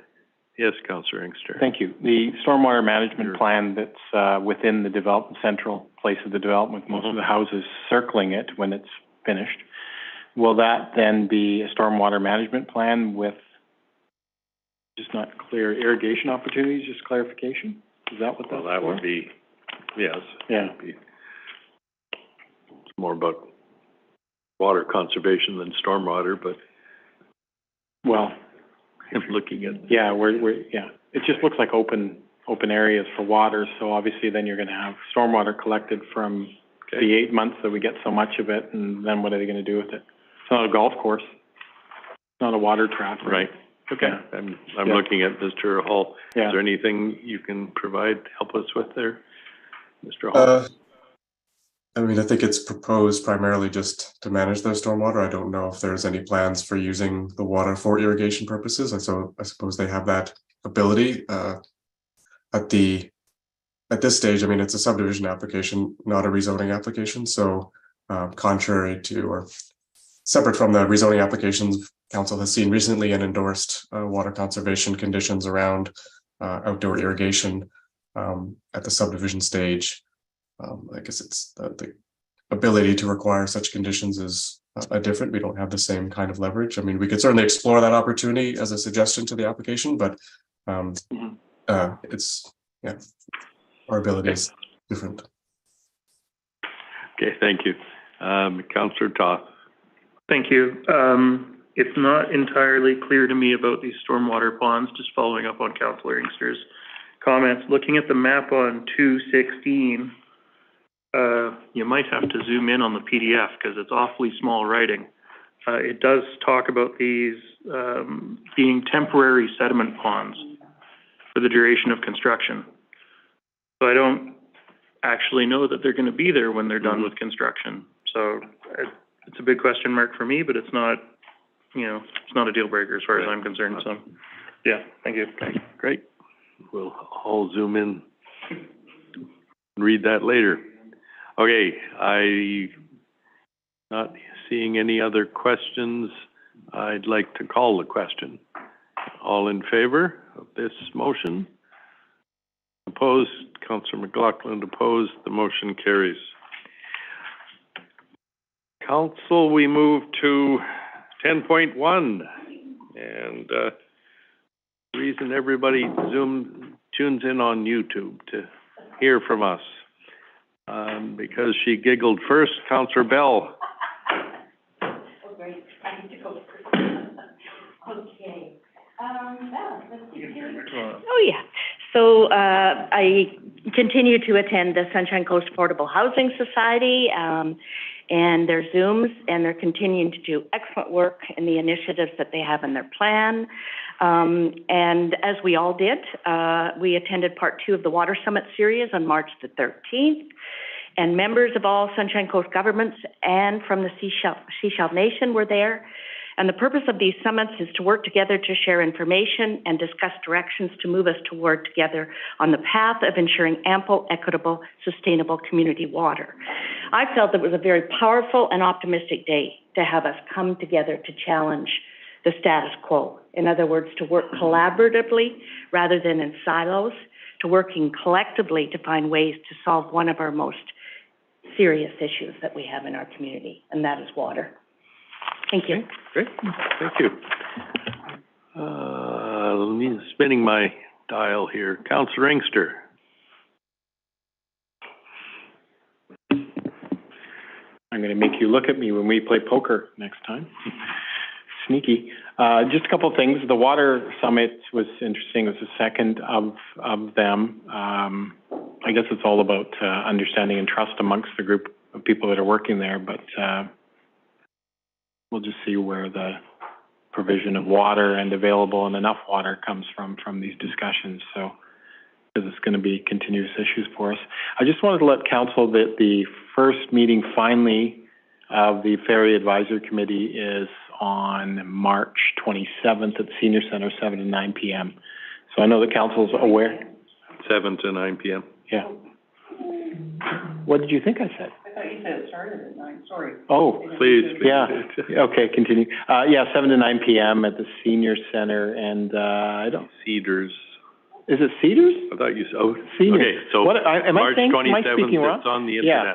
Right. March 27th, people got that. Right. 7 to 9 p.m. at the Senior Center. And I don't know how many other people are involved in that other than myself from this group, but there's a couple of people, I think, from the SCRD. So I certainly will report back from that, and it's good to finally have the opportunity to talk about the ferries. Right. Because I'll have a lot to say. Great. I know that surprises you. Yeah. Not quite, but I'll look forward to your hearing. Seriously, it's the issues around ferries are not great now, as we all know, and they're not going to get better anytime soon, I fear. Yeah, why didn't the province spend some of their extra money on a ferry? Okay, I'm done. No? Yeah. Okay, you're done. Yeah. All right. Councillor McLaughlin? Yes, thank you to the chair. I was just primarily just going to mention the water summit, but also a sub-theme definitely to that was reconciliation with the seashell ban. So I was really excited about how we can share values and work together with our strategic plans to complement each other and to move forward together.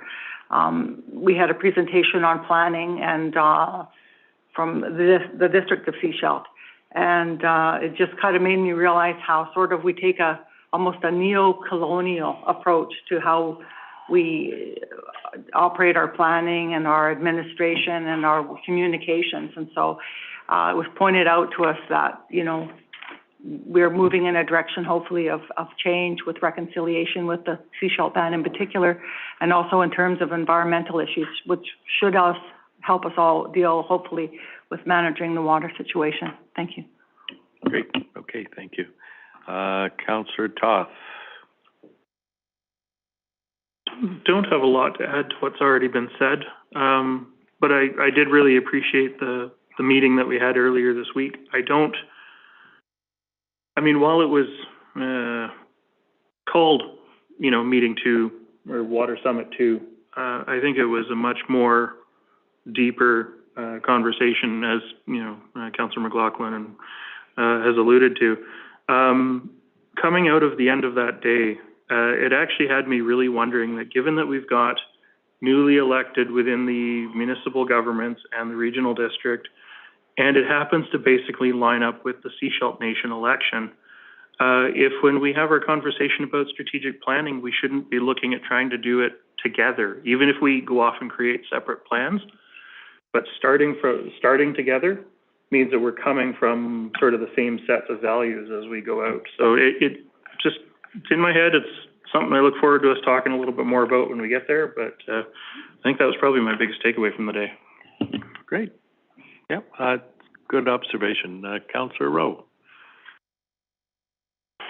Yes, I echo those comments. And other than the affordable housing meeting with Councillor Bell and the Water Summit, I've been on vacation for 2 weeks, so it's been great to have time to just commit to all these things that have gone on. The mayor and myself attended a meeting with board. There are a few representatives from the community forest, and we're going to be doing hopefully a lunch and learn for the rest of council on that topic, and looking at the history, how we've come to be where we are, the legacy fund process, all that. And we also went and spent some of the day last Thursday up at the SCRD and attended lunch and learn, which was all about the emergency management program on the Sunshine Coast. There's real dynamo looking after that for the Sunshine Coast, and I think they're doing a great job. That's it. That's it for me this week. I forgot once again, in 2 weeks, you are going to have a little slideshow in my report. So bring your popcorn. I did, and it's going to be stale in 2 weeks. Councillor Shepherd. I won't add anything more to the discussion, but I think Councillor Toth's idea of when, as we create our own strategy, taking elements from all the other municipal governments and from that meeting is a great idea.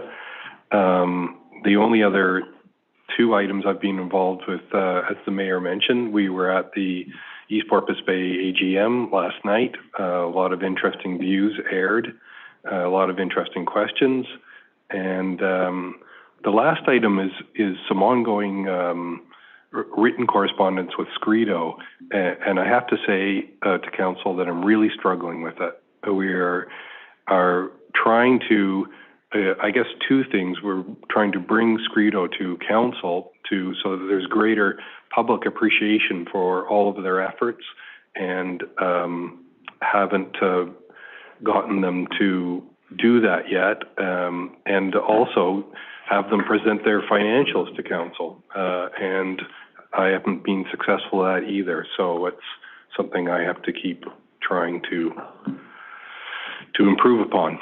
Thank you. Great. Well, thank you. I know you've been working hard on that, and the other part that Councillor Shepherd didn't mention is he'd been fulfilling his duties as a director and I guess president of the East Porpoise Bay Community Association, so he stepped down formally, I think last night. So I want to give a shout out to them. It's a long running group. There's many of our residents happens to be in my neighborhood, but they've served for many, many years. As I said last night, I spoke to them 12 years ago in the same room to many of the same people.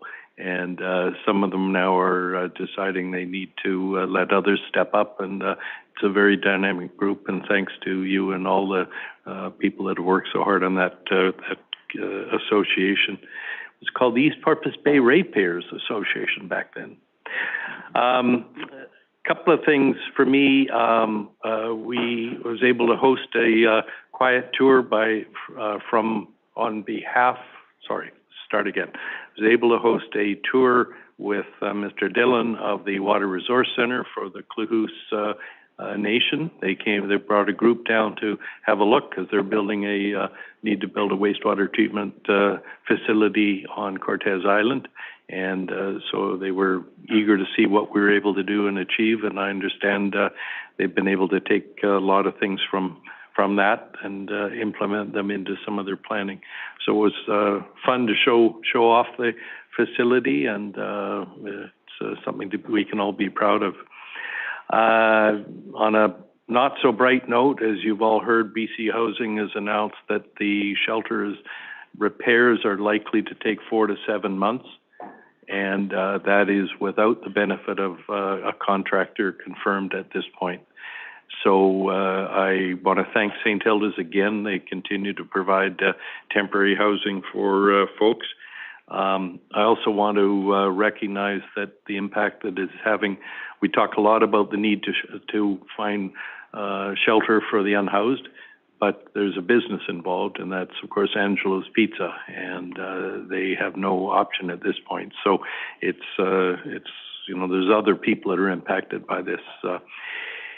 Some of us at this table enjoyed a weekend at Rugby Sevens at BC Place, I should say in this room.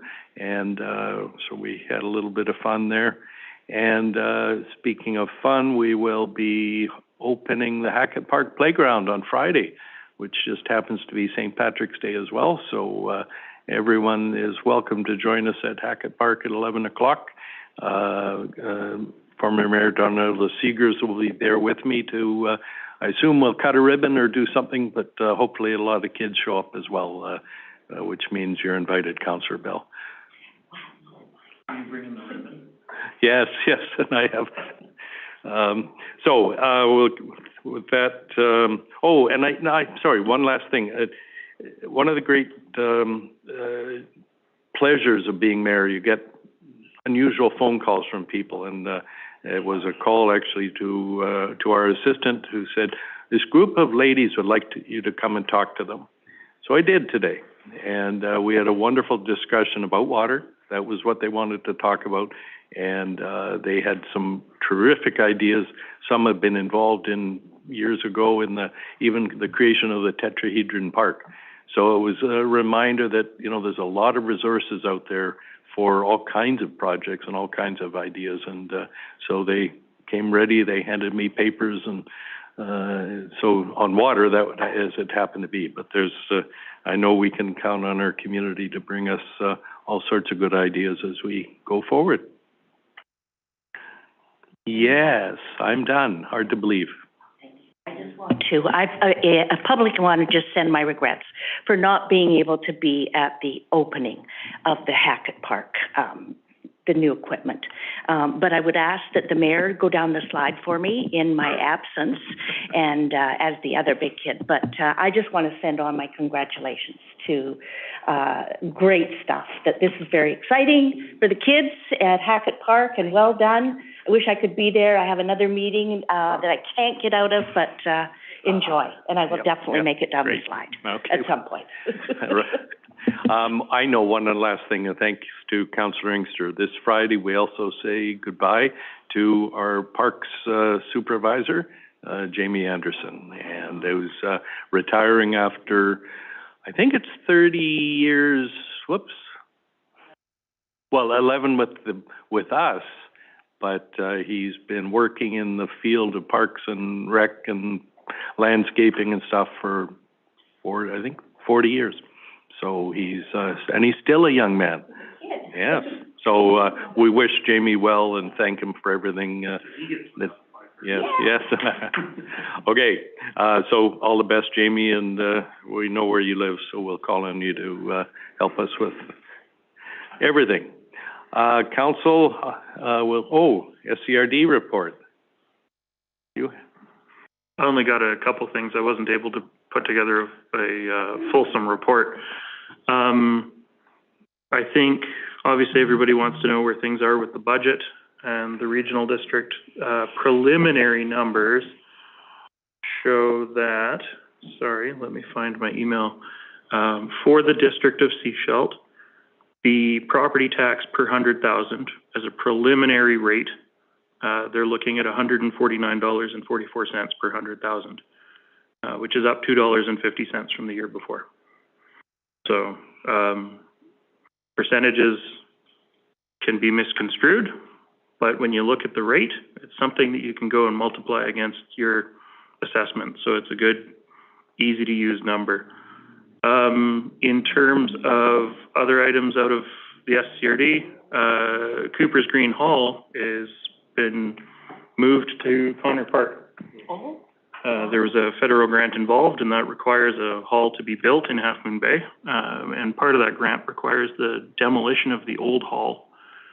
And so the board has asked staff to go back to the grant funders, which are the feds, to see if there are any options to keep the hall. Even if it means it gets a little bit of facelift and maybe we turn it over to the community association or something. But there definitely is a lot of, it's a very split decision, and it's a very split opinion in that community.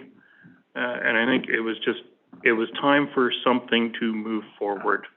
so that that community can come back together.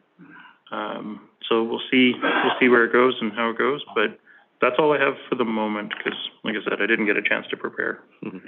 Yeah, and just the process, which I'm learning, Councillor Toth has been there for a while, but involves all the, strange to me, but all the rural areas vote on that decision. So even Langdale votes, but we don't. In this vote for the moment, that's what I'm talking about. So, and neither did Gibson's, right? Yeah, I mean, the District of Sechelt isn't a funder in community halls, right. So we're not a participant in that service, which is unfortunate, because both the mayor and myself spoke in favor of, Cooper's Green Hall, and the area representative was in favor of a hall at Cooper's Green, but ultimately they got outvoted at the end of the day. Thanks, Councillor Toth. I have nothing to add. Paper continues to be created at the SCRD. We can then turn to item 11.1, and Mr. Dillon is going to regale us extremely briefly. Oops. We're on. What would you like to enhance or add to your fulsome report, Mr. Dillon? Thank you, Your Worship. Report speaks for itself, but if there are questions, I'm here to answer them. Thank you. Wonderful. Okay. Go ahead, please, Councillor Toth. Just a comment. I'm thrilled to see the chemical storage units at the Water Resource Center, and I know the photo here shows them on a trailer, but drive by and you can see them way in the back there. So they are placed and in place, and hopefully staff can start using them soon and free up some space in the workshop.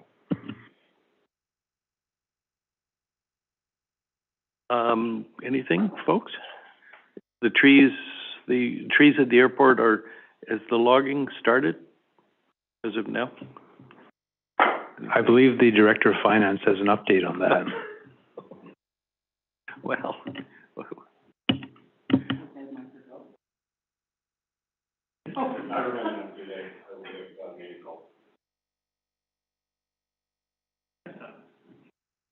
Sorry, you don't have your microphone, and I've got my microphone ears on. Okay. Okay, but the logging is imminent if it hasn't happened already, I believe. I believe the community force has been managing it. Yes. Yeah. Okay.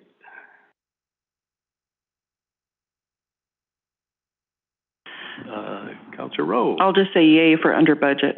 There's two words you don't hear very often, so let's just point those out. Well done. Okay.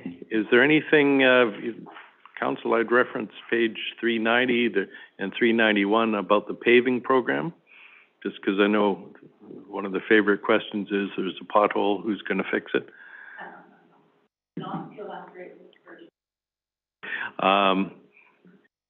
So I'd reference that. You can always talk to Mr. Dillon to get insights into when these things are happening.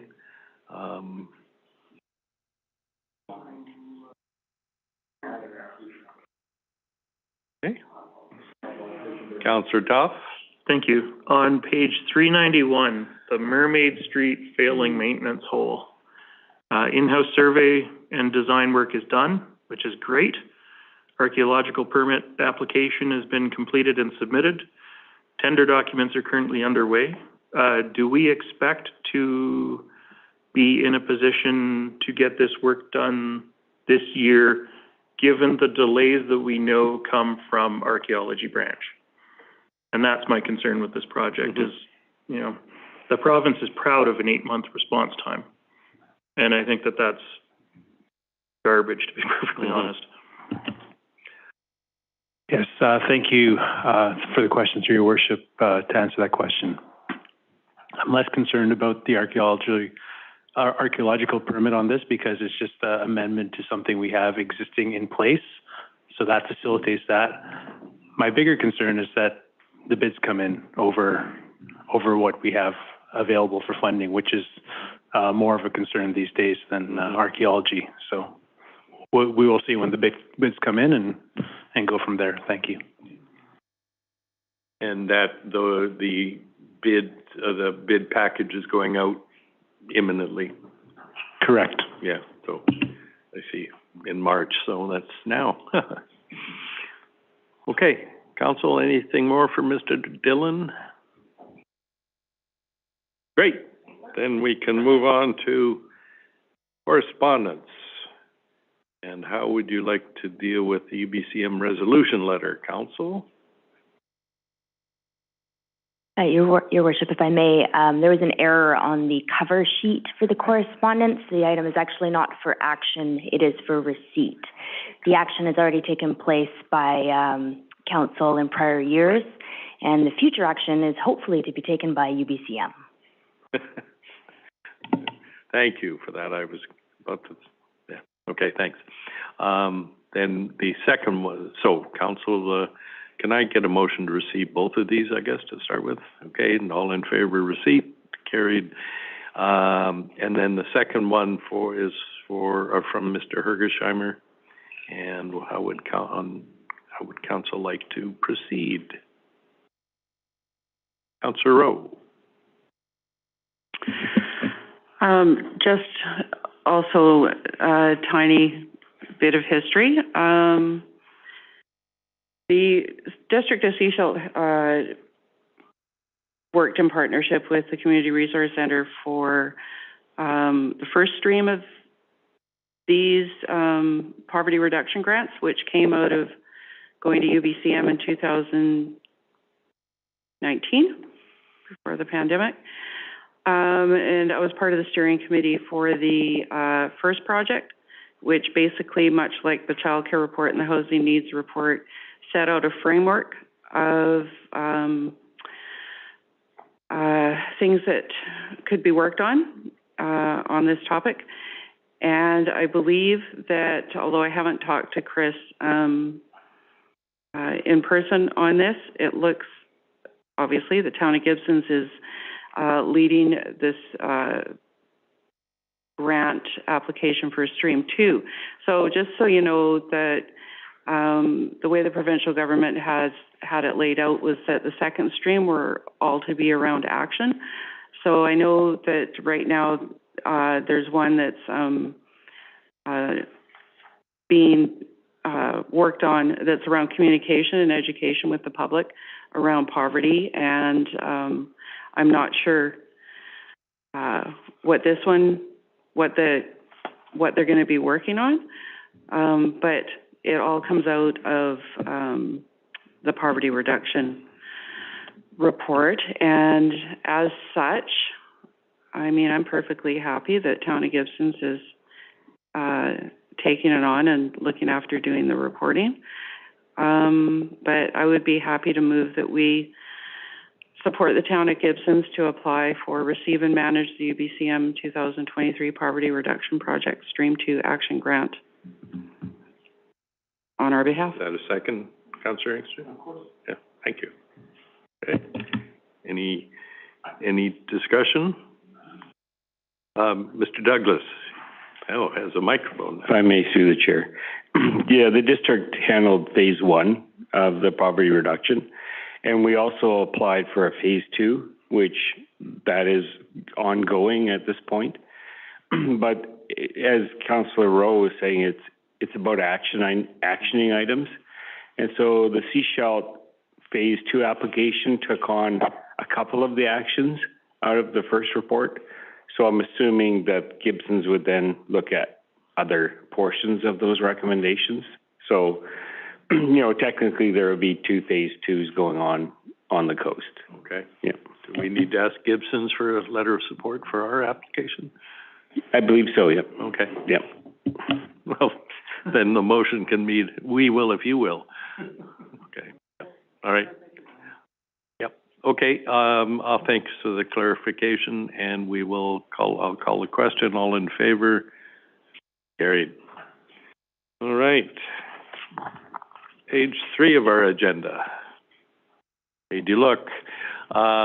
Anything else to bring before the meeting? Anybody? Okay. I'll entertain a motion to adjourn. Seconded, all in favor? We are adjourned. Anything, anybody